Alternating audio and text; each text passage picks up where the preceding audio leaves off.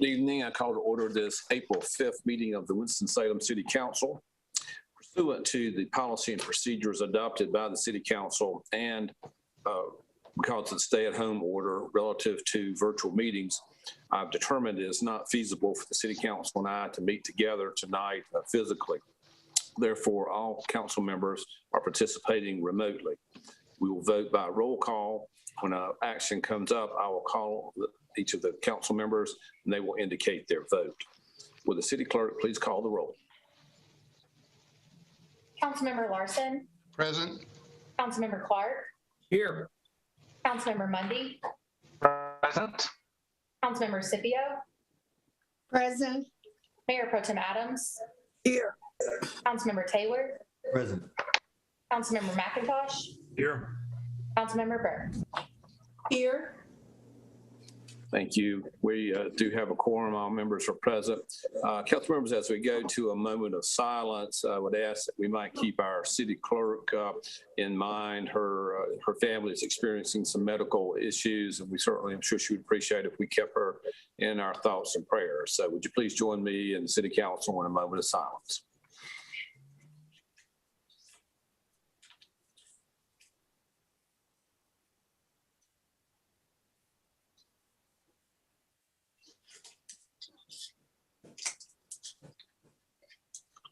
Thank you very much. Tonight's agenda of the City Council is comprised of the following items. We have 2 zoning petitions. We have a UDO text amendment, an item related to proposed public art plan, an item designating a voting delegate for the North Carolina League of Municipalities City Vision Conference. There's an item related to the American Rescue Plan of 2021, an item relating to boards and commissions, and a closed session. The zoning petitions, the UDO text amendment, and the proposed public art plan items are public hearings. When these public hearings are called, persons will be given an opportunity to speak virtually. If no one wishes to speak, I'll close the public hearing and the City Council will consider the item. Relative to items that have public hearings, written comments will be accepted until 7 p.m. tomorrow, April 6th. Written comments may be sent to the City Clerk's office at P.O. Box 2511 27102 or by email to sandrak@cityofws.org. The written comments, if any, will be forwarded to the mayor and members of the City Council. And if desired, the appropriate council member, based on the written comments, can make a motion to reconsider an item at subsequent meeting. We're televising this meeting live tonight on TV 13, and it will be replayed on Tuesday at 9 a.m. and again Wednesday at 9 p.m. Of course, copies of our agenda as well as videos of previous meetings are always available online at the city's website, and just click on the Watch Meetings Online option. May we have the first item?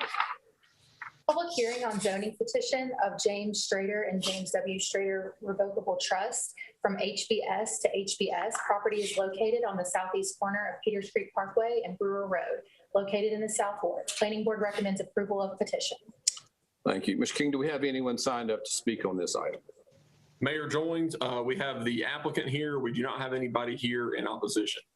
All right, since there's no opposition, I'll close the public hearing. And we do need the applicant to state his acceptance of the added conditions, which I believe, Mr. King, you will give us a briefing on as well. I'm ready to whenever you'd like, Mayor Joins. Please go ahead. Okay, Amy, if you can pull up the slideshow.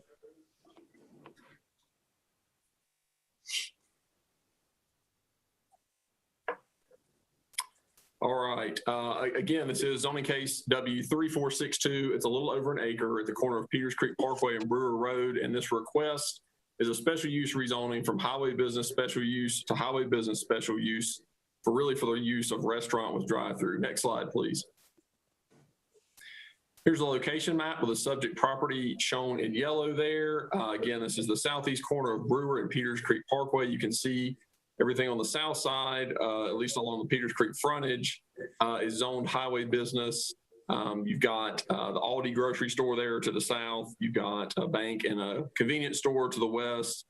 The former Kmart now Planet Fitness property there to the northwest, and then Parkland High School zoned IP across Brewer Road.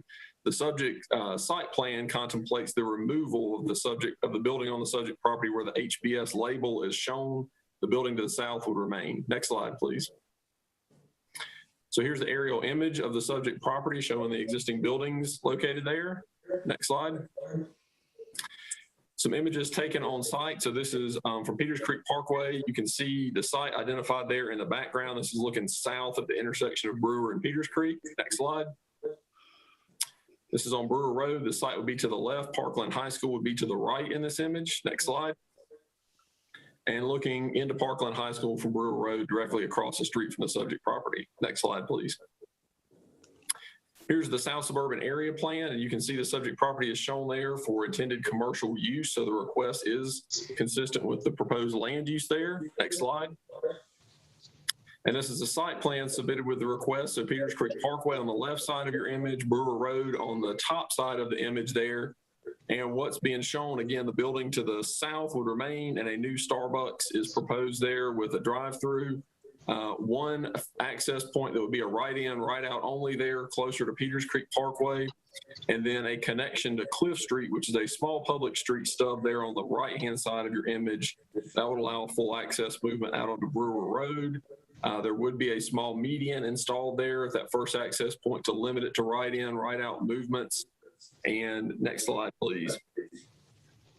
So in summary, the site is already zoned for commercial use, but currently does not include the restaurant use. It's located on a growth corridor, and the proposed use is consistent with the land uses in the area, and no vehicular access is proposed to Peters Creek Parkway.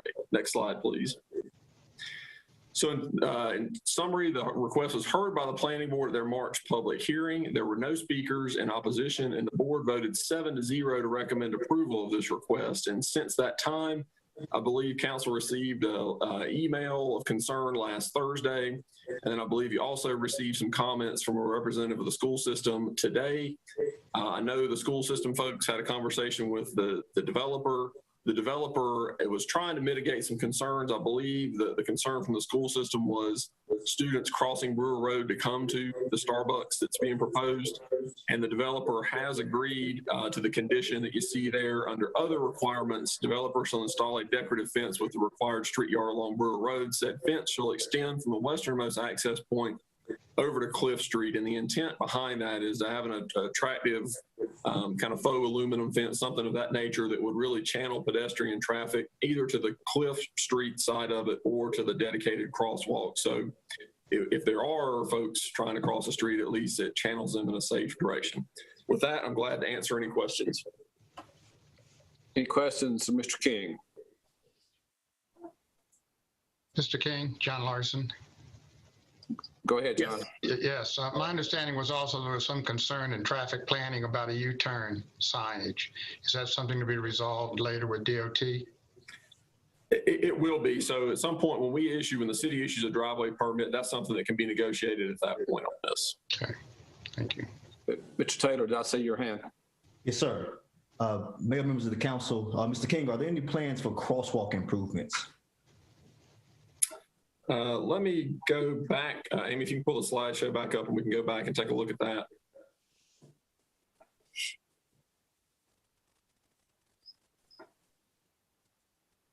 If we can go to the site plan there.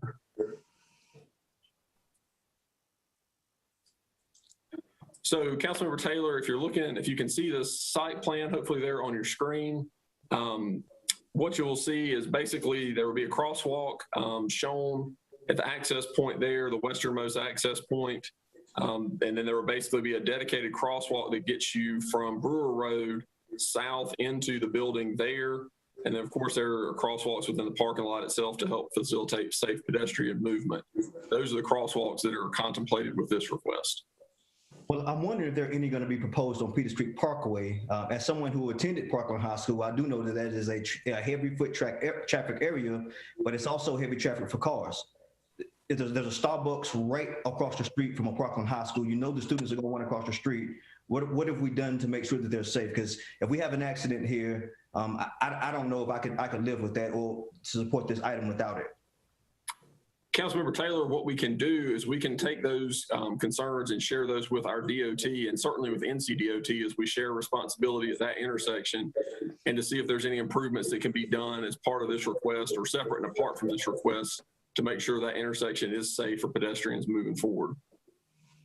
Thank you. I just want to say that the administration of Parkland do have a legitimate concern. I don't want to impede progress. I do see the need for the Starbucks, but we know the students are going to cross, so we've got to do the best we can do. Councilmember Mundy. Thank you, Mayor. I hope everyone can hear me well. My internet is not very stable tonight, so I may be fading in and out. But Mr. King, the median that you mentioned, is that in front of Cliff Street or in front of the other entrance into the business? It would be in front of the westernmost access point, Councilmember Mundy, and the idea there is that it would restrict turning movements to right in, right out only. Okay, now the westernmost, help me out. Now, would that be that lone entrance or the access into Aldi's as well? So it would be the entrance closest to Peters Creek Parkway. Okay, thank you. That clarifies it. Thank you. Any other questions for Mr. King? I think I had Mr. Mayor. Yes, Mr. Larson, let me see if I can just get one quick thing taken care of. May I have the petitioner please to state affirmatively for the record that he accepts the condition of the added fence along that borderline? Thanks, Mayor. This is Luke Dickey with Stimmel Associates, 601 North Trade Street, Suite 200, Winston-Salem, 27101, representing the petitioner this evening. And we are in acceptance of that condition for the decorative fencing. Good. Thank you, Mr. Dickey. Okay. Thank you. Now, Mr. Larson. Yes, I think there's a great deal of concern about pedestrians crossing Brewer Street, and I've had some discussions with STEMLA associations about that. I think, to answer Mr. Taylor's concern, I think as DOT looks at putting in the driveway cuts and stuff, I've asked them to look at enhancing that median as maybe a safe place halfway between the two streets, so they can widen that and put a safe zone in there so they're not, the cars aren't going to be careening into pedestrians that were. And I think also obviously striping and designating the crosswalks and stuff as things that we can work on as we get into working with DOT on it. I mean, we're all aware, but I'm sure that Starbucks does not want a casualty in front of their store either. Thank you.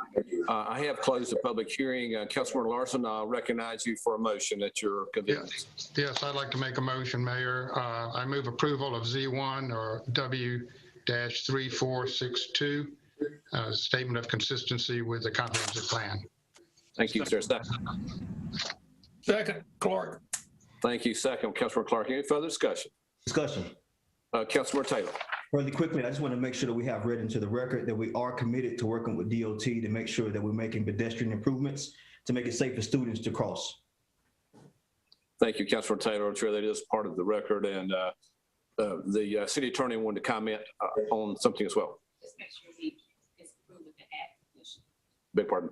The items approved with the add condition. Okay, very good. Yeah, Councilmember Larson, if you would accept a friendly amendment that approve the rezoning with the added condition that this would include the discussions with North Carolina Department of Transportation and others.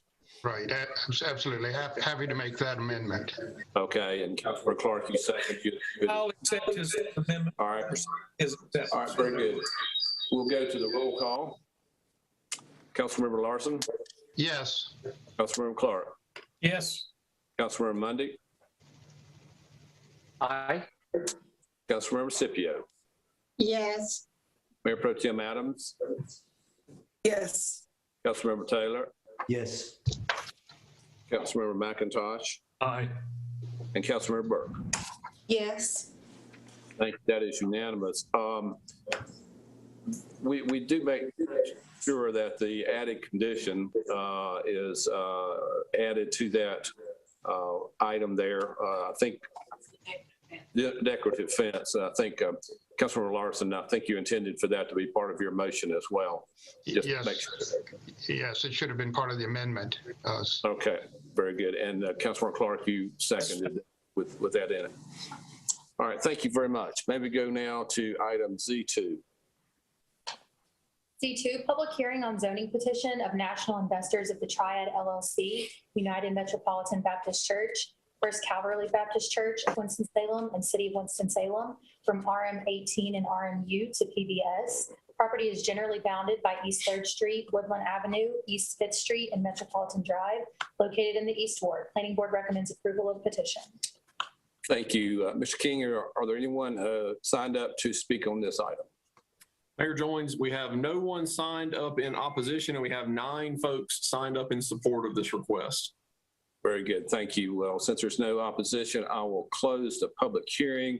And Mr. Mayor, I beg pardon? I'm signed up for the petition, wanted something for the record. I'm sorry, I can't tell who is speaking there. That was Derwin Montgomery, Mayor Joins. Oh, okay.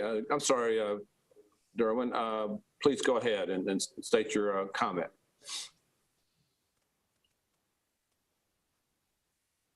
Yep, Derwin Montgomery, 401 Woodland Avenue.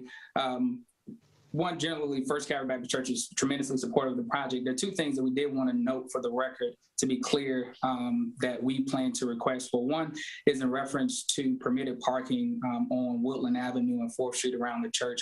Although there are provisions in conversation in reference to accommodating additional parking, we do believe that there's going to be a need for additional parking to be able to take care of our current needs and our future needs. And so we wanted to make sure that that was one thing that was very clearly articulated in the record. And then secondly, that it was clear from our board that we wanted to make sure that any of our actions and anything that we contributed and supported in this project ensured long-term affordability. And so although this project in and of itself is a great project and the developers are doing an amazing job of assuring to try to bring it as a mixed income development, I just asked the council to consider long-term as this project develops and around the community, what that means for affordability. This project is a significant project as it is the first real development east of 42 that goes into redevelopment, and folks will follow and copy what happens in this project. And so as long as it's done properly and correct and ensures that there's affordability, it sets a good paradigm. If it does not, then I think we have concerns for the community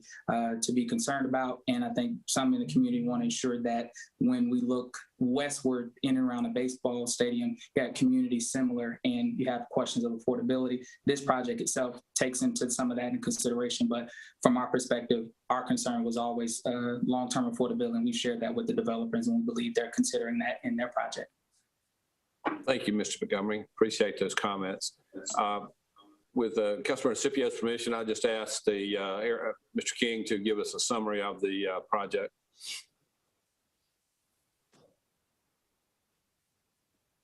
Glad to, Mayor Joins. I think Amy's pulling up the slideshow as we speak.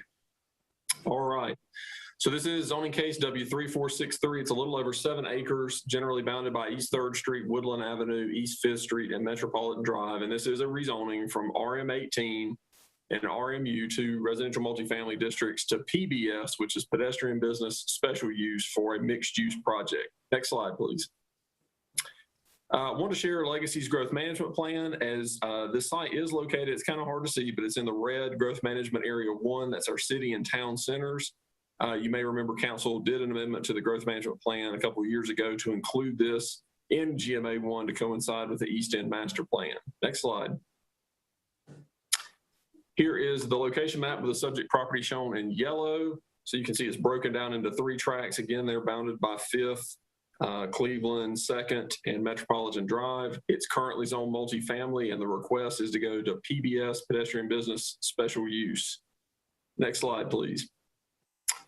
And the aerial image showing the subject property and the existing buildings. Next slide. A few photos taken on site. So this is East 3rd Street. The subject property would be to the right there where you see our zoning sign. Next slide.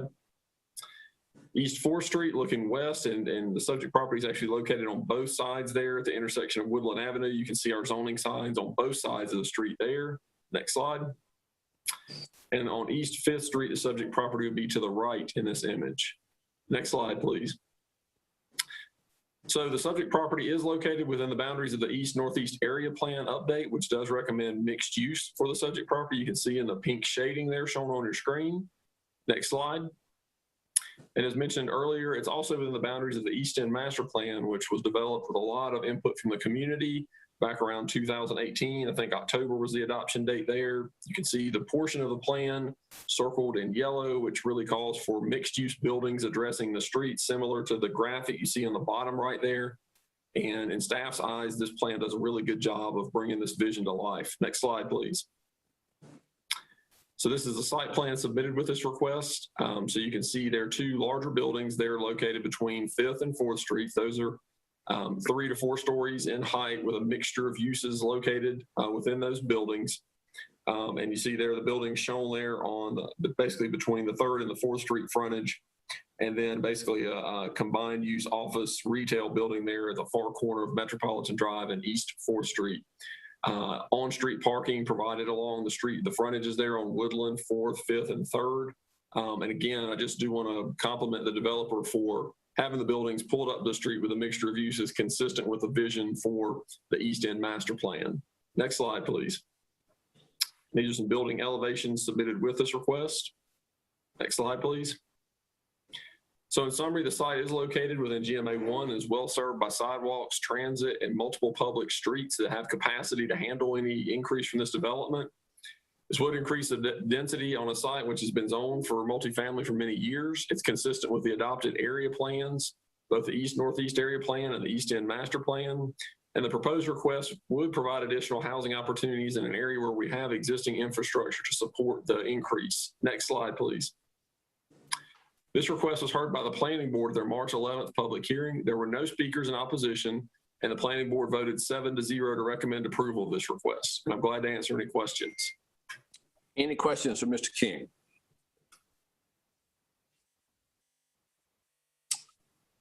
Seeing none, thank you very much, Mr. King. I'll therefore recognize Councilmember Scipio if she's ready for a motion. And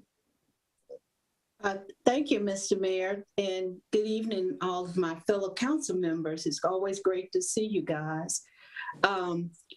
Tonight is a wonderful occasion we have. This is the very first major part of bringing that East End Master Plan vision to life. It is just a phenomenal project. I want to congratulate the United Metropolitan Church for having a great vision, and secondly, for getting wonderful investors and a developer to bring this to light. I think we will all be very, very pleased as this moves along and becomes a phenomenal development for the East Ward and right across the bridge from Innovation Quarter. There's so much opportunity that will come with this particular development. With that, I move for approval of the Statement of Consistency with Comprehensive Plan W 3463. thank you. Is there a second? Second, Clark. Thank you, Mr. Clark. Any further discussion? Before we'll go to the roll call, Councilmember Larson. Councilmember Larson. You're muted. Unmute, John. You're still muted. Give me a thumbs up, Mr. Larson. All right. There you go. Councilmember Clark. Yes. Councilmember Mundy. Aye. Councilmember Scipio. Yes. Mayor Pro Tem Adams. Yes. Councilmember Taylor.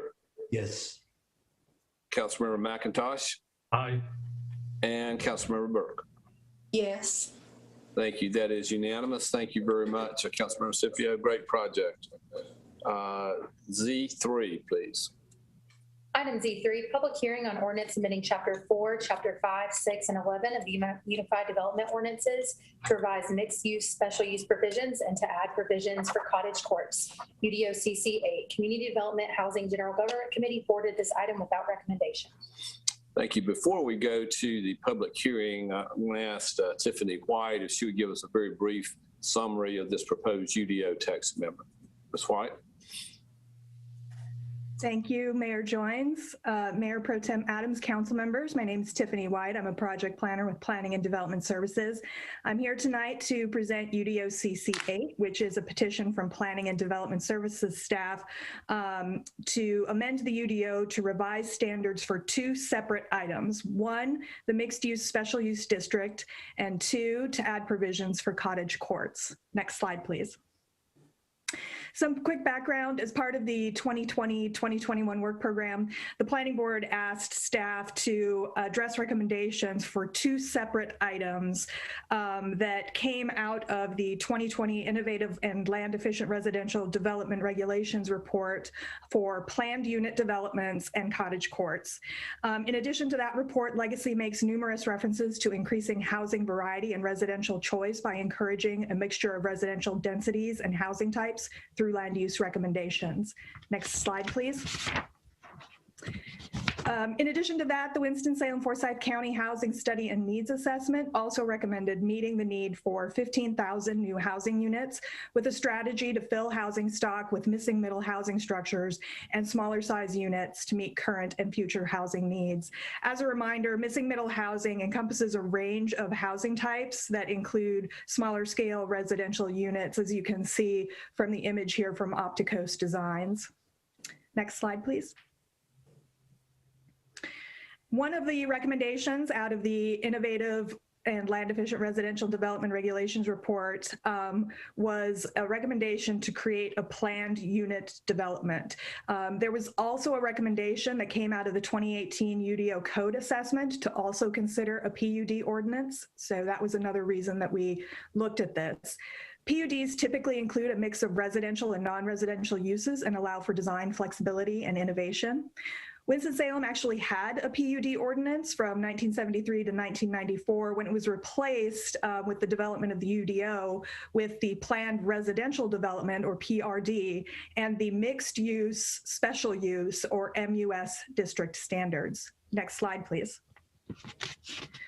So while the MUS district is similar to a PUD, it is not very flexible or user-friendly in its current form. It has not been used a single time since 2006, when several GMA, or growth management area specific development standards, were adopted. As we were researching this, it was determined that rather than adding another use to the UDO, we would just modify the MUS standards to better accommodate more traditional PUD standards by removing unnecessary district standards, removing references to transit-oriented development and traditional neighborhood development that were in there, removing regulations duplicated elsewhere in the UDO, and reducing the number of required uses from 3 to 2. With these changes, it's our hope that the MUS district will function as a more traditional PUD and allow design flexibility that can't be accommodated within the existing zoning districts that we have. Next slide, please.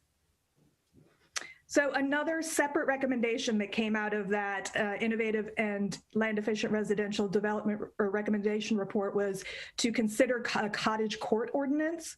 Cottage courts are developments with small attached or detached housing oriented around a central open space or courtyard. They typically have smaller footprints and are now considered one of the missing middle housing types. In its report, Diversifying Housing Options with Smaller Lots and Smaller Homes, the National Association of Home Builders recommends cottage courts as one of its best development practices. Next slide, please. We researched cottage court standards from across the country, and while the provisions vary, most address a number of things that I'll just go through quickly. Pedestrian-oriented neighborhood character, a minimum and maximum number of units, a maximum building height or size, orientation of the units, a minimum size for the courtyard open space, where the location and amount of parking is, and limits on what zoning districts allow this development type, and an increase in allowed density over the underlying zoning. Next slide, please. Based on this research, staff is proposing the following ordinance standards for our local ordinance: allowing cottage courts in growth management areas 1, 2, and 3, only in the zoning districts listed on your screen here. A minimum of 4 and a maximum of 14 units per cottage court development. a maximum building height of 30 feet in order to promote that small scale residential character, requiring 1 parking space per dwelling unit, which is less than the standard residential parking requirement, and allowing a 25% density bonus above the underlying zoning. Next slide, please. This slide is an image that kind of shows the universe of residential development. The top line shows the single family development types, starting with minor subdivisions, which allows up to 3 lots per minor subdivision. Then you could see where the cottage courts would fit in with the 4 to 14 units. And then you go to conventional subdivisions and PRDs. The lower line is your multifamily, starting with the MUS district that can allow multifamily, and then twin homes, townhouses, tri and quadruplexes, and then lower and higher density multifamily. Next slide, please. As we were developing the cottage court ordinance, we did use real world examples of lots around Winston-Salem and what they might look like with this type of development. The one on your screen shows 4 adjoining lots that are under single ownership that would allow for 4 single family homes, or this is the concept for what it might look like with the cottage court development in place. Next slide, please. So in summary, staff believes that revisions to the MUS standards and adoption of cottage court provisions will expand housing choice in Winston-Salem and allow for innovative infill development. These provisions will accommodate design concepts that have recently been proposed by developers, but which have not been allowed by current UDO standards. The proposed standards will also further the recommendations of Legacy and allow a variety of housing options to better serve community needs. Next slide, please. As you can see from all of the information that was included with your packet for this meeting, this item has been discussed at length. The planning board first heard this as an informational item in October of 2020. It then went to their January public hearing. It went back to their January work session. It went to their February public hearing, where they recommended approval of UDO CC8 with a 7-2 vote. We did also present to the Affordable Housing Coalition, which added a letter of support for using this type of development for affordable and mixed income housing. The Community Development, Housing and General Government Committee moved to send this provision to City Council with no recommendation at their March 2021 meeting. And with that, I'm available for questions. Any questions of Ms. White? Mr. Clark? Yeah, Ms. White, the previous item was I think it was a PBS rezoning that is a combination of residential and commercial. If this ordinance was in place before that, would that have been an appropriate zoning for what we just voted on? You mean if the MUS provision? Yeah. So MUS is an existing provision, but they could have potentially rezoned to MUS for the item that you just saw as well, yes. Why do you think they picked the PBS versus the MUS? Councilmember Clark, this is Aaron. I'll try to jump in and add a little context to that. I think had we had these MUS provisions you're considering tonight in place, there's a strong likelihood the developer probably would have chosen that option, because there's a lot of just things that sidetrack in terms of requirements and provisions in the existing MUS that cause it to be problematic, whereas the PBS and GBS are a little more streamlined. That's what we've done, is kind of leveled the playing field with our new MUS provisions.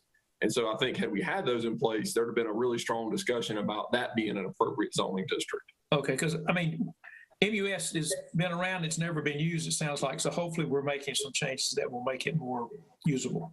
Okay, thank you. Councilmember Scipio? Yes. I saw that in this change, we have a maximum height for the cottages, but we don't talk about a minimum or maximum square footage for the cottage. Why is that not included? So the General Assembly prohibits us putting in square footage recommendations or parameters. And so we felt that the 30-foot height limit was a way that we could get to that small scale development, because currently residential zoning allows a 40-foot height limit. maximum. And so by reducing it to a 30-foot height limit, it was our hope that we could get to that smaller scale since we cannot do the square footage per General Assembly. All right. And then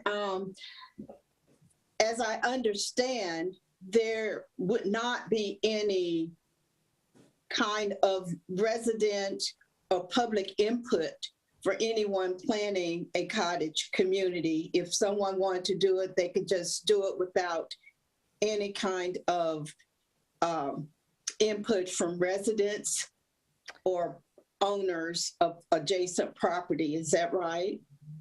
Councilmember Sippy, I'll handle that one. I'll try to provide some context there. So the way that this ordinance is drafted is the cottage court would have to be approved through the planning board.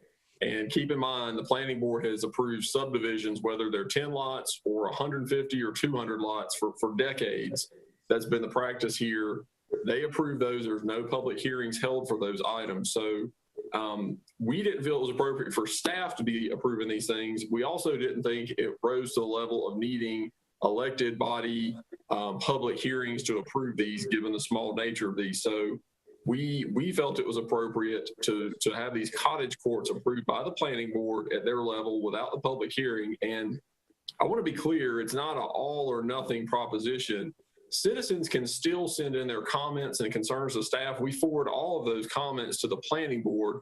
And many times the planning board members will pick up on those comments when they do their review and ask staff, hey, what did you do on this? Can we do anything here? Would the developer be willing to change or alter this? So there is still an opportunity for citizens to participate in the process. It's just not through the public hearing route.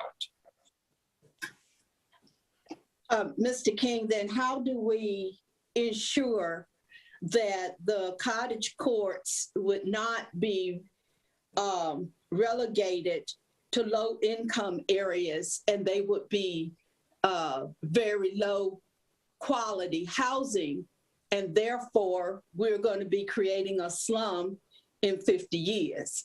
How do we ensure that? So, Councilmember Scipio, that's a good question. And remember, we have a multitude of different regulatory layers that cover our development, not only in Winston-Salem, but all across the state. So, you know, keep in mind from a zoning standpoint and from an applicability standpoint, I would offer that I could see scenarios, this being a useful tool in all 8 of the city's wards. From a development standard standpoint, those development standards apply citywide. And I think from your point on the construction piece right there, remember, all these structures, these new structures that have to be built have to comply with minimum state building code, regardless of ward that they're located in. And if you follow a lot on those codes tend to get tougher, not easier to comply with. So in addition to your zoning, your building, you got to get driveway permits from DOT, you got to meet stormwater, you got to do all the utility connections and compliance. There's a multitude of regulatory layers in there that I think prevent what you're concerned about from happening. Thank you. Thank you. Thank you, Ms. King. This did come without a recommendation from the General Government Committee. I would therefore entertain a motion on this item to approve item Z3. We closed public hearing. Oh, I'm sorry, we did not. Yeah. Public Ms. hearing. King, is there anyone that wanted to sign up on the public hearing?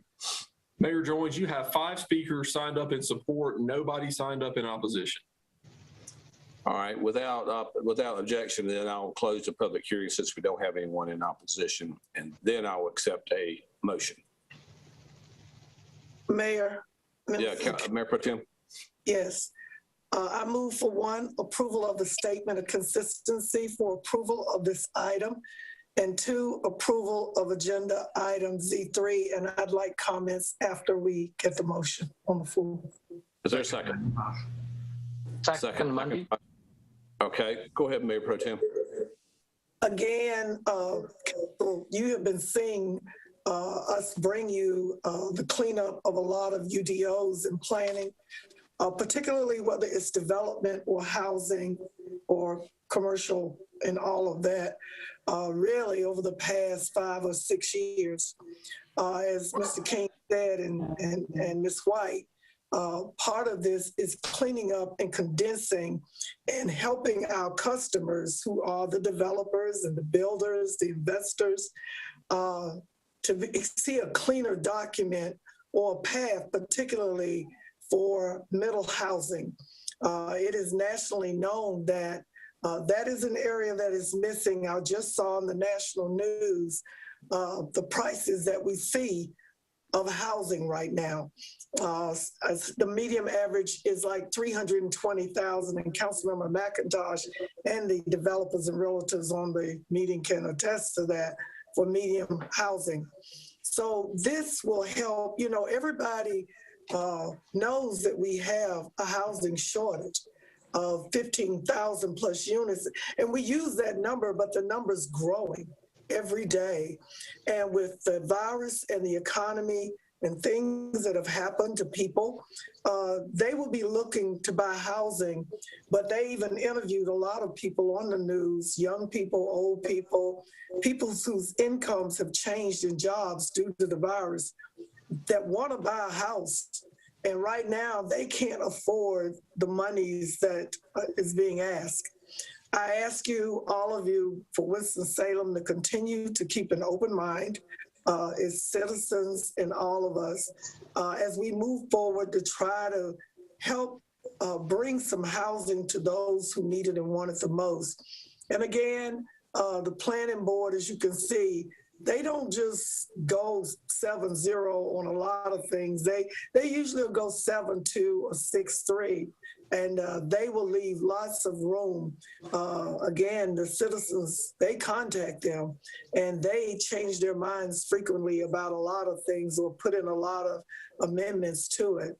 So I look forward to helping the developers and all of the other groups, neighborhood association, homeowners associations, understand that we are not trying to blight their neighborhoods. Some neighborhoods we're going to build up. Some neighborhoods we're going to continue their continuity that they're accustomed to and want to see. As you see, it's a lot of language on appearance in this UDO. So with that, you know, I'll be supporting this. Councilmember McIntosh. Yeah, I just sat through our third straight strategic planning session where we ranked affordable housing as our top priority. And if you go back and look at the Legacy 2030 that this body approved on November 5th of 2012, a lot of what's being talked about in these changes were in that document back then. That document won several national awards. It had tremendous input from the community. It was well documented. It was well thought out and well pursued. I think when we get 5 years out, people will say, this did some good. It'll create gentle density. This is not a change that will, in my opinion, and the developers' opinions, and in places where it's been done in other communities, it doesn't create radical change in neighborhoods. It is a gentle upsizing of the number of units that can go into a space. We need all the help we can get when it comes to housing prices. Winston-Salem has the fastest rate of increase in housing prices in the state of North Carolina, faster than Charlotte, faster than Raleigh, faster than Chapel Hill. So we're still below them from an absolute standpoint, but we are rising faster than them, and our incomes are not rising faster than them. So we're in a spot, we need to provide all the help we can and get as many new units on the market as we can. Thank you, Councilor McIntosh. Councilor Larson. Yes, if I may. Thank you, Mayor. I support the small cottage development concept. It certainly has potential. What bothers me most about it and why I'm reluctant to support it is that what we're taking is a zoning concept and we're laying it on top of existing zoning. In other words, we have residential zoning. People have built neighborhoods around the idea that they're going to have a certain lifestyle. And tonight we're getting ready to impose a whole new architectural style on their neighborhoods that they had not really agreed to when they bought into these neighborhoods. And I'm a little concerned about that they don't have a voice in this, that the way it's set up is that they can wake up one morning, there's no posting of signage, there's no apparently indication that this is an authorized occurrence. If they don't know about it going on at the planning board, they won't know about it at all. And I'm not sure there's even a mechanism set up under this scenario to notify neighbors that something's going to happen next door to them. And my customers voters are the constituents that we represent, the people in the neighborhoods. And that's where I feel that we're falling short in this discussion, that we have not figured out a mechanism to keep them involved in the circle of what happens next door to their houses. So I'm having a problem supporting this at this point, and I would like us to see planning staff come back with a recommendation as to how neighbors can get more actively involved in, one, the notification of these projects, and two, the involvement of the design process that they're going to, excuse me, that they're going to undergo. I think this could be handled at the planning staff and the planning board level. I don't know that it necessarily has to come to city council, but I do think there has to be a way for them to voice their opinions of what's going to happen next door to them. Thank you. Councilmember Burke, I believe.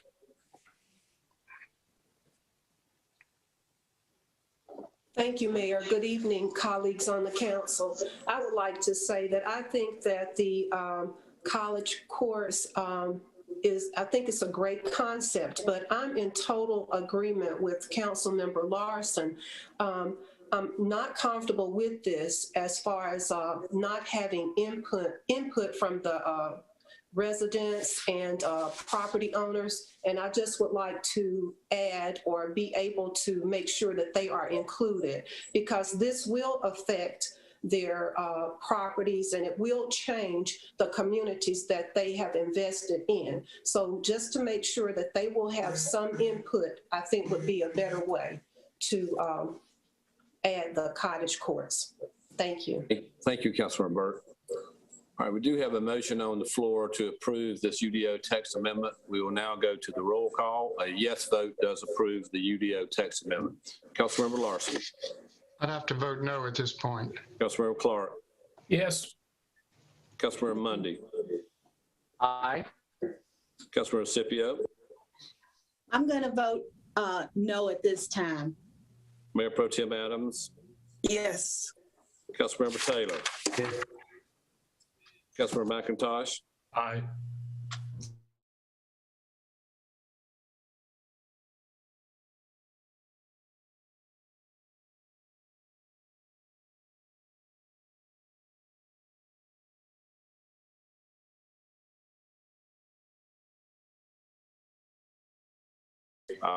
We've got to do all we can to expedite affordable housing development here in this city. So thank you very much.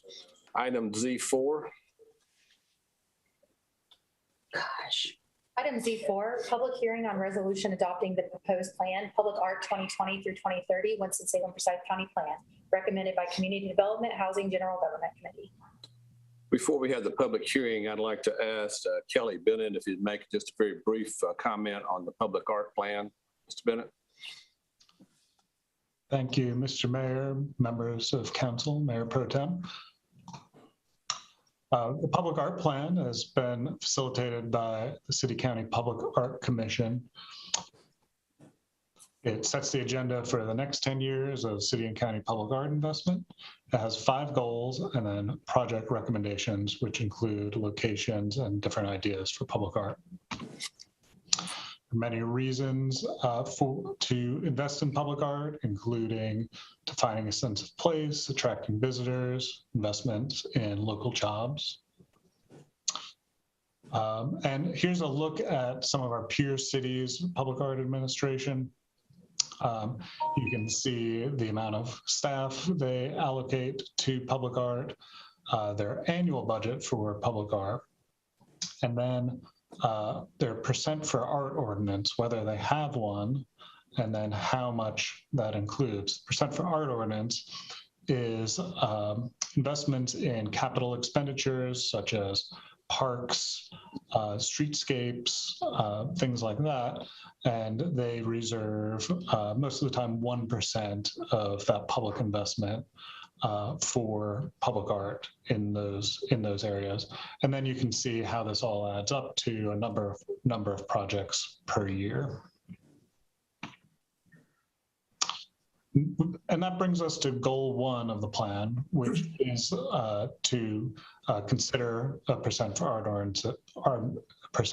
ordinance, and that would include public art in future city and county investments, those public investments such as parks, libraries, recreation centers, greenways and streetscape improvements. These wouldn't be private investments.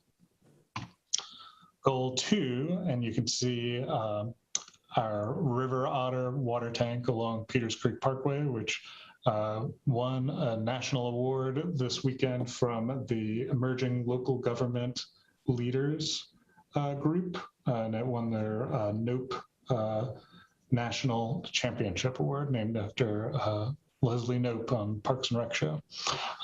And the goal for Goal 2 is to increase public art funding, that annual allotment for areas of the city that aren't undergoing capital expenditures like this water tank. Goal 3 is to help foster a local public art economy that develops local artists, fabricators, and other related businesses. Goal 4 is to raise community awareness of the City County Public Art Program. There's a number of ways to do that. And Goal 5 is to care for and manage that public art collection. Public art projects for the next decade, the plan lays out a number of public art ideas and locations at current staffing and pre-coronavirus funding levels. It's likely to complete 12 to 15 public art projects over the next 10 years. And with larger budget allocations and percent for art earns, that number could easily increase to 25 or 30 projects or more. And public art projects for the next decade, they wouldn't be limited to downtown. There would be, parks along our greenways, community gateways around the city. They could honor significant people, go into public facilities, and be special projects like our bus shelter, our artistic bus shelter project, or you could do sculptural bus shelters like you see on the bottom right of this image. The timeline for this plan, this began in 2018 with brainstorming and visioning by the Public Art Commission. April and May of 2019, we held 3 in-person public input meetings and held an online survey, which got hundreds and hundreds of responses. In the summer of 2020, we presented the draft plan at 7 public input meetings, both in person and online. And then in October of 2020, the Public Art Commission recommended adoption of the plan. And in March, Community Development, Housing, and General Government Committee also recommended adoption of the plan. Next steps would be the public hearing tonight, and then after City Council considers the plan, we would be bringing this to the Forsyth County Board of Commissioners to consider plan adoption. I am happy to answer any questions. Thank you, Mr. Bennett. Are there any questions of Mr. Bennett? Mayor, I've got one. Councilmember Scipio and then Councilmember McIntosh. Yes, thank you, Mr. Bennett. I guess I've sort of, I should have asked this before the meeting, but what is our current budget that we have, that we spend on public art? Pre-coronavirus, City Council was contributing $55,000 a year to public art. And in the years before that, it was $50,000 a year. And that had actually been contributed to a budget for several years before the Public Art Commission was founded. So there was kind of it was like a savings account for public art that they were able to kind of hit the ground running at that time. Okay, so goal 2 is to increase spending. Is there a target amount to increase it by under this plan? As well as in goal 5 is caring for the art. Is there a budget for maintenance and upkeep of that public art currently, or is that something that needs to be considered once you get this sort of plan adopted? Yes, the maintenance budget is just on a project by project basis. Given that the Public Art Commission is only about 4 years old or 5 years old, there isn't a lot of maintenance happening on their projects because they're so new. However, one project is the memory wall, which is along Trade Street behind the Transit Center. And that project was built in 1999. And so Public Art Commission has recommended some contractors to refurbish that wall. And that's the cost of that is being shared by SECA, the art museum. Oh, and you said the other, under goal 1, you said that include public art in the future city and county investments. But I think you said, but this is not private investment. This is coming from our municipalities is what that goal would be. Correct. That would be a percent for art ordinance that would go along with bond funding, capital expenditures, things of that nature. So when the city says we're going to invest in our parks and refurbish the parks, 1% of that park refurbishment would go to art within that park. Thank you very much. Councilmember McIntosh, question? Well, a comment, and I just wanted to clarify also that this was not going to be something that we would impose on private construction or private development. And I just want to bring a little attention to an upcoming public art reveal that we're going to have, the portrait project over at Winston Square Park, and also the Walk of Fame coming up. So we've got a couple of new projects coming online, or one new and one addition to that I'm very much looking forward to. Councilmember Mundy. Thank you. Mr. Bennett, do the budget recommendations assume that all of the artists who are used create these different installations would be paid for their work as opposed to asking artists to donate their time and talent? Yes, all of the artists that have done public artwork for the Public Art Commission have been paid for their work. Okay, thank you. And I think they should be. Thank you for that. Councilmember Clark. Yes, thank you. I have a concern with specifically designating a percent budget each year for anything. I think we sit every year and look at the budget and decide where we want to spend the money. We do not have a specific amount designated for anything, I think, except transit and debt service out of the general fund. Those are only two I can think of. The debt service is almost required in order to sell the bonds that we've designated some money for it. But we don't have a designated fund for parks and recs. We don't have a designated fund for any number of things. And I think the question is, come budget time, which is coming up very soon, do we want to spend more money on anything, whatever it may be? And I think we need to address it that way. If I could clarify, the percent for art would be only for capital expenditures. It wouldn't be ongoing budgets. It would be expenditures that are approved for in the bonds, and it would be part of the bond to say, if you were investing $50 million in parks, 1% of that would include art in those parks. Oh, okay. So it'd be part of the parks budget. Part of the right, part of the bonds. Okay. And adoption tonight's plan does not set forth a budget requirement, certainly. Okay. This did come out of the Housing General Government Committee. I would recognize that chairman, Mayor Pro Tem Adams, if she's, and we do have a public hearing. Is there anyone that was on that, Mr. King? Mayor Joins, no one has signed up to speak on this item. All right, good. Well, I'll close the public hearing and then recognize Mayor Pro Tem Adams. Thank you, Mayor. Members of the council, I move for approval of agenda items D4. Second. Motion second. Any further discussion? All right, to the roll call. Councilmember Larson. Yes.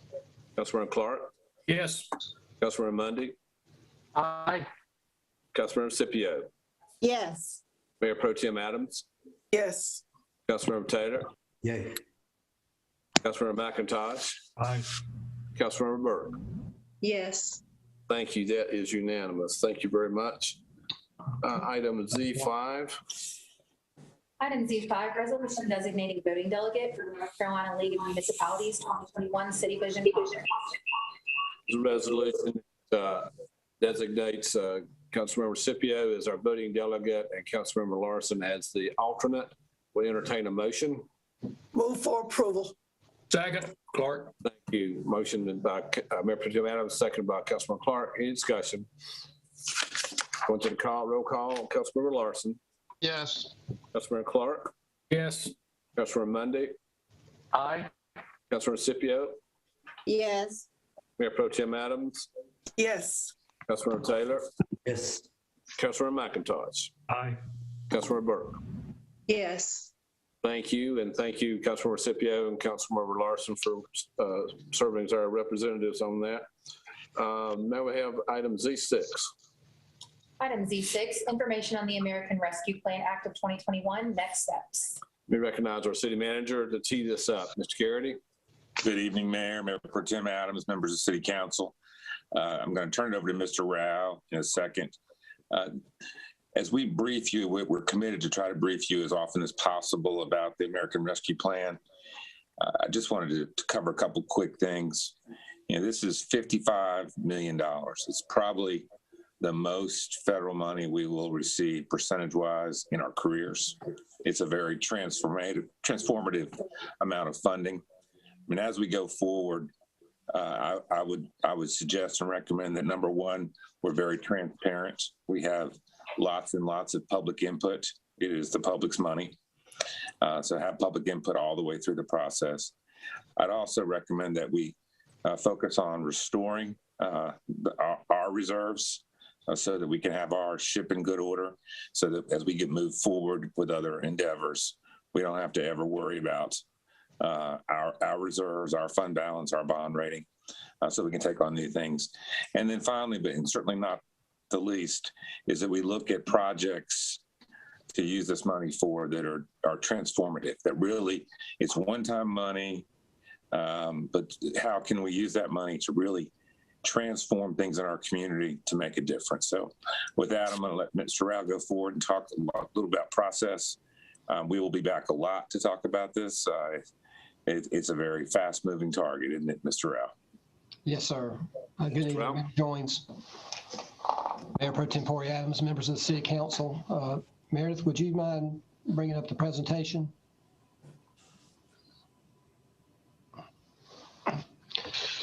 So on March 11th, President Biden did sign into law the American Rescue Plan Act of 2021, a $1.9 trillion package of assistance to aid the country in recovering from the public health and the economic impact of the global pandemic. Of that amount, $350 billion was dedicated to state and local governments. Since that time, city staff have attended a number of webinars hosted by the National League of Cities, the North Carolina League of Municipalities, and the International City County Management Association. So we want to share with you just some of the information that we've learned. We're still waiting on guidance from the U.S. Treasury Department. That's so critical to this. We want to share with you what we've learned and also kind of how we're seeing our steps forward. Next slide, Meredith. So as you all know, the city is set to receive $55.1 million from what's called the Coronavirus Local Fiscal Recovery Fund. So this is just one fund as part of many funding opportunities that are available through the rescue plan, and I'll touch on those here in a moment. So just wanted to briefly talk about the eligible uses again for this particular fund. If you go to the next slide. So first and foremost, the funds can be used to respond to the public health emergency brought on by the global pandemic, as well as the negative economic impacts. You can see this is broad in terms of how that assistance can be used: small businesses, households, nonprofits, the travel and tourism industry. Also, the funds could be used to provide premium pay to eligible workers who provide essential services, and that also applies to other employers who have eligible workers who perform essential work. What we have learned is that premium pay could be as much as $13 per hour, or up to $25,000 per year. Third, the funds could be used to offset any reductions in revenues that we rely on, to provide our services. And what we've learned is that the mark that's going to be used to determine when the impact occurred would be January 1st of 2020. That's when the World Health Organization basically proclaimed that we were in a global pandemic. And then lastly, the funds could be used to make investments in water, sewer, and broadband infrastructure. There's still some questions about whether it could be used for stormwater, but that's something, again, we are waiting on that specific guidance from Treasury to help us with our planning. Next slide. I want to talk briefly about what we can't use the money for. First point there is it can't be used to basically fund tax reductions, whether that's from a change in law or regulation, a reduction in the tax rate, rebates, what have you, but it cannot delay the imposition of any kind of tax or any kind of tax increase. It will apply to the period March 3rd of 2021 forward until a local government uses the funds. So that is something that we've learned since the law went into effect. And then secondly, we know that the funds cannot be deposited into any kind of pension fund. So some other considerations, next slide, that we've learned over the last few weeks. Number one, that the recovery funds could be used to fill what one speaker called a municipal hole. And once those funds are used to address that, really the funding becomes unrestricted and available for any local government cost or purpose. So it doesn't have to necessarily be dedicated to anything impacted by the COVID-19 pandemic. The funding can be used to address a local government's needs as well as the needs of other entities in the community, as I mentioned before, like nonprofits and businesses and other organizations. So we can transfer the money, if you will, to those types of organizations. The support for water and sewer and broadband doesn't have to be necessarily related to any kind of specific impacts resulting from the pandemic. And then, as these previous bullets really kind of noted, the clear intent of the funding is to provide for broad and flexible investments. And they specifically note tourism, travel, and the hospitality sectors. And then lastly, one of the bits of advice that one of the speakers gave is to perform what they call a negative economic impacts test. In other words, when we consider a project or a program, we have to ask ourselves the question, was that project or program harmed revenue-wise or otherwise by the pandemic? And if we honestly can't say that it has, then their suggestion was then we should invest the funds elsewhere. Next slide. So some of the other requirements that we know that we have to be prepared for, number one there, we know that the fundings will come in two tranches. One probably on May 11th, 60 days after the enactment of the law, and then the second tranche 12 months after that. Local governments have until December 31st, 2024 to spend the funds. So we do have a period of time to plan and to spend those dollars. We will be required to provide periodic reports to Treasury. Again, we're waiting on guidance for what those reports will require. And then finally, the funds will be allocated based on the most recent data from the Census Bureau. And I think a number of local governments were still waiting to get the final numbers from Treasury. Next slide. So I've really focused on that coronavirus local fiscal recovery fund. But the rescue plan includes many, many other funding opportunities that I think will be available to the city of Winston-Salem. And this slide here just highlights some of them. This is not an exhaustive presentation, but you can see there the Restaurant Revitalization Fund, FTA grants. We already know we're going to receive $11 million for WISTA through additional FTA dollars, Coronavirus Capital Projects Fund. So it's going to be incumbent upon city management and staff to monitor all of these potential funding opportunities and to pursue them when guidance and information comes out about how we can access potentially those funds.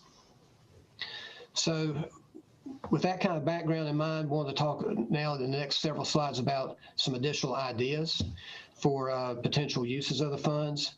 I want to start out by just sharing with you all the new initiatives that you created back on March 24th and 25th during your strategic planning sessions. This is a list of those particular initiatives. It's broken into 3 groups. The first group, really the group of initiatives that received kind of the most votes there towards the end of that second day, and then the middle group, and then that final group. But all of these initiatives we'll be looking at as we determine how to use not only our $55 million, but how to pursue these other funding opportunities to meet some of these other initiatives. So with that, I just want to kind of go through quickly some additional ideas. Next slide. As the manager stated, our guiding principles here are to look at one-time investments, restorative opportunities, and also transformative opportunities with the funding. So the first idea here we've mentioned before is the restoration of our city reduced revenues. And in particular, we'll be looking at the general fund, the Oxby tax fund, the fairgrounds, our other public assembly facilities. They all took a hit in one way or another, and then our parking fund. The next slide would be recovery grants for small businesses. Again, these would be one-time grants, and they'd be grants, not necessarily loans, for recovery and restoration for existing businesses in the communities. And for example, our restaurants, our bars, retail stores, gyms, salons. Those are just some of the examples of the types of small businesses that may be targeted as part of this program. Next slide. Also, another idea is to provide recovery grants for social service nonprofits. Again, one-time grants to local nonprofits, and looking at the council's strategic initiatives, perhaps those nonprofits that are focused on areas like housing and poverty and childcare. Next slide. Then another grant program to provide recovery funds for the travel, tourism, and arts nonprofits. Again, this would be one-time grants. We know that the nonprofit organizations in the city have been impacted significantly by the pandemic, and this program would be providing some relief to those organizations. Then another idea is to provide transformative capital grants for nonprofits, and this would be looking at providing support to some of our local nonprofits that are embarking on some major capital campaigns.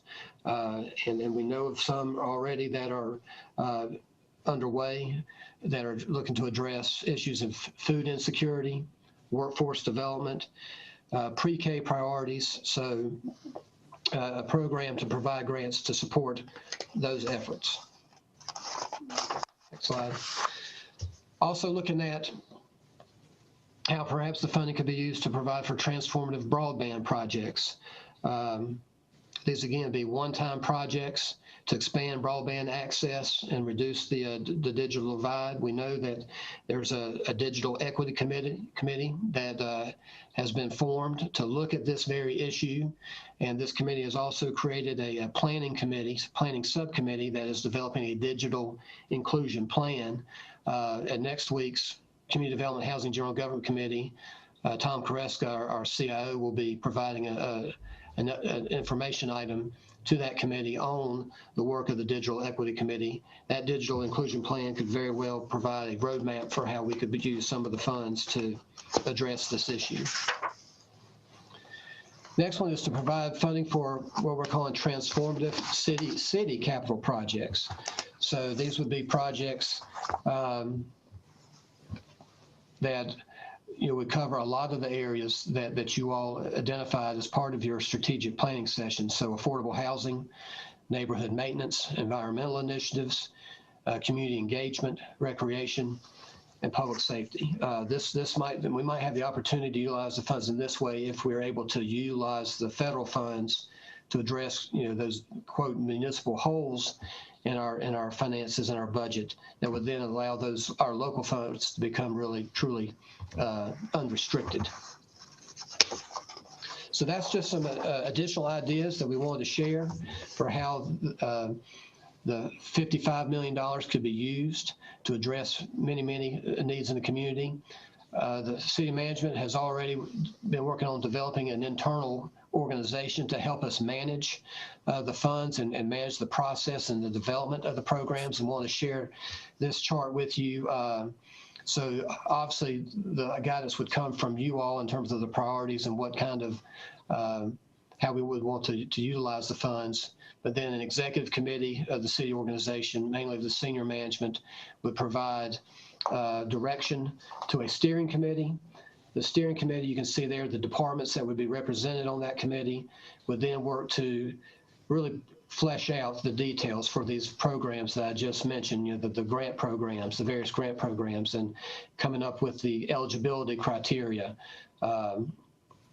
And then from that, there would be a task force, and the task force I describe as being kind of our hands and feet. So those would be the staff, the city staff who would actually be involved with the implementation of these programs, reporting the use of the funds, you know, monitoring the use of the funds, you know, making sure that we're communicating to the public about how we're using the funds and the outcomes that we're achieving.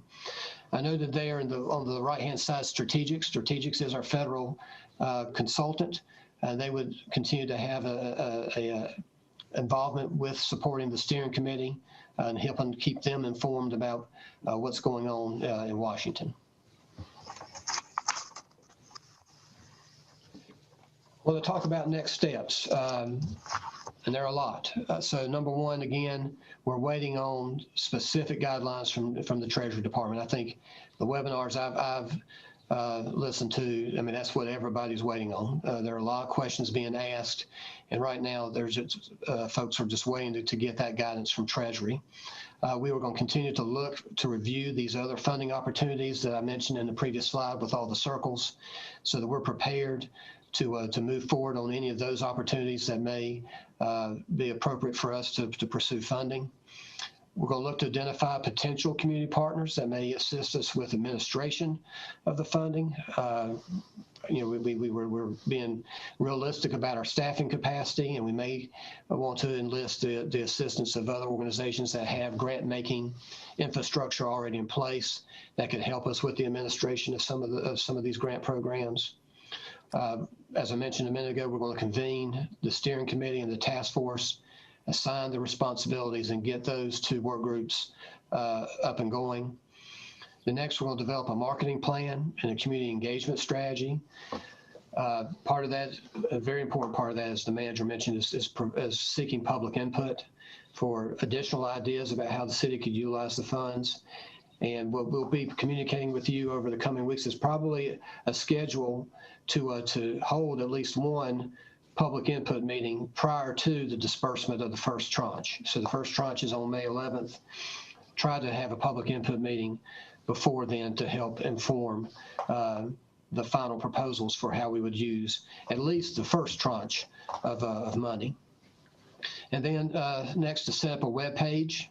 Here again, trying to be very transparent with the public about how we're going to use the funds, but also to be a resource for you know, households, organizations, businesses that may be able to access some of these other funding opportunities that don't directly involve the city, but we can play a role in terms of informing and directing folks through the website to those particular opportunities. And then finally, present a specific proposal to the mayor and council for your consideration and approval. And that may take the form of a special meeting of council to bring a whole slate of actions to establish the guidelines, so there's clear direction as far as how some of these grant programs, if that's what you choose to do, how these grant programs would be administered. Also to determine, you know, the allocations for these various uses and any other actions that would need to be taken. Finally, at last, I just want to talk about what's on the horizon. So, you know, the rescue plan is $1.9 trillion. We know that Congress has reinstituted what they used to call earmarks. They're now called community project funding requests, and we have two small projects that we have shared with our Congresswoman. But also, you know, the president's talked about the Build Back Better recovery plan. And here recently, he just announced the American Jobs Plan, which is a $2 trillion program that would spend $2 trillion over 8 years. And that particular plan includes $620 billion to meet infrastructure needs. So we feel confident that there'll be more opportunities for the city to seek funding through the American Jobs Plan. And we also know that the president will be announcing sometime this month another prong to the Build Back Better Recovery Plan.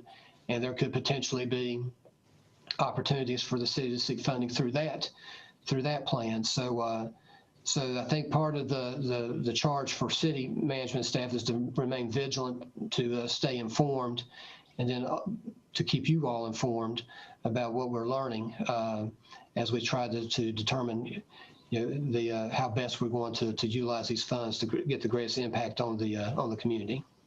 So with that, I'll be happy to answer any questions. Thank you, Mr. Rao. Any questions at this point? Mr. Larson. Yes, thank you. Thank you, Ben. That was very informative. I have a question as to whether or not we're coordinating with the county. The county's gotten probably more money than we've actually gotten in the city. And I'm curious as to what their agenda would be and whether we got overlap in our agendas, particularly since we're 2/3 of the population of the county inside of our city limits here. Do we have any indication of how they're proceeding with the expenditure of their money? Well, I'll start. Councilmember Larson, the manager, may want to add to this, but I know that we've had some discussions with them, and I think that we'll pursue opportunities to partner where it makes sense, like we did with the Emergency Rent Assistance Program. So I think those discussions will be ongoing in the coming weeks. Councilor Mundy. This is, and thank you, Ben, great presentation. This is similar to Mr. Larson's question with the state, because the state gets a significant amount of money as well. And do we understand how they will use that money? I mean, it would theoretically come back to municipalities, and might it affect money that we would be putting into? So, Councilmember Mundy, I know that from the webinars that we've had, that there have been some speakers who have said, don't forget about the allocations that are going to states, that there could be opportunities there for some of that money to find its way to local governments. But I think our focus right now is mainly on, the funding opportunities that we know that are specifically, targeted for local governments, and that's why we're also looking at the other elements of the rescue plan. But with that, because this is such a broad package, we will keep an eye on kind of what's happening with the state as well. Okay, thank you. Obviously, we'll have a lot more conversations on this going forward over the next several weeks as we get up to that first tranche. Mayor Pro Tem. Yes, I just want everyone to know that everybody is watching each other right now, and there is conversation among everybody, the state, the county, and municipalities in every state. Right now, just like we have a list of things that we want to focus on, the state has their list, and the county has their list. And as Mr. Rao and Mr. Garrity knows, and the mayor, and sitting in on these conversations, hopefully we're going to meet at a path where we can agree on something that truly affects the citizens of Winston-Salem. More conversations to come. We're having those conversations, but you have to understand, as Mr. Rao said and Mr. Garrity, this is the first time anybody got a bag full of candy. And there are people that don't want to share the candy. So our deal is we're going to protect the city of Winston-Salem and do what's right for our citizens. And I'm just putting it out there, Mr. Garrett and Mr. Rao and the mayor. I said it in the meeting. I'm not interested in spending money on other cities in the county, and nobody's giving us none of their money, because everybody got money. Might not as much as we got, but basically every city in the county got some money, and the county too. County's getting 75 million. So, well, thank you. So we'll stay very much in tune with this as we go forward. Let's move now to item Z7. Item Z7, Mayor joins recommendation for reappointment to the Planning Board. Chris Leak, term expiring February 2025. Is there a motion? So moved. there a second? Second, Clark. Thanks, Mr. Clark. Any discussion? All right, go to roll call. Councilmember Larson? Yes. Councilmember Clark? Yes. Councilmember Mundy? Aye. Councilmember Scipio? Councilmember Adams? Yes. Councilmember Taylor? Yes. Councilmember McIntosh? Aye. And Councilmember Burke? Yes. Thank you. Councilmembers, we do have a need to go into a closed session to discuss an economic development item. In that regard, I'm going to recognize Councilmember McIntosh for the motion, if you would, please, sir. I move that City Council go into closed session pursuant to NCGS 143-318.11A4 to discuss the location of an expansion or of an industry or business within the city. Thank you. Is there a second? Second. Thank you, Councilmember Scipio. Councilmember Larson? Yes. Councilmember Clark? Yes. Councilmember Mundy? Aye. Councilmember Scipio? Yes. Mayor Pro Tem Adams? Yes. Councilmember Taylor? Yes. Councilmember McIntosh? Aye. And Councilmember Burke? Yes. Thank you. We will now be moved to a separate room for a closed session. Just hang on.